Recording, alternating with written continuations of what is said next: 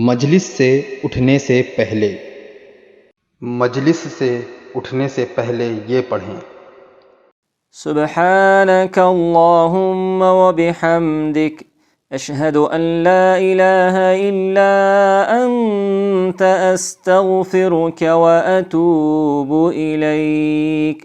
ترجمہ: اے اللہ، تو پاک ہے اور میں تیری حمد بیان کرتا ہوں۔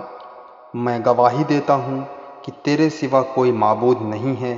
میں تجھ سے معافی چاہتا ہوں اور تیرے سامنے توبہ کرتا ہوں۔ اگر مجلس میں اچھی باتیں کی ہوں گی تو یہ کلمات ان پر مہر بن جائیں گے، اور اگر فضول اور بیکار کی باتیں کی ہوں گی تو یہ کلمات ان کا کفارہ ہو جائیں گے۔ ترمذی و تغریب۔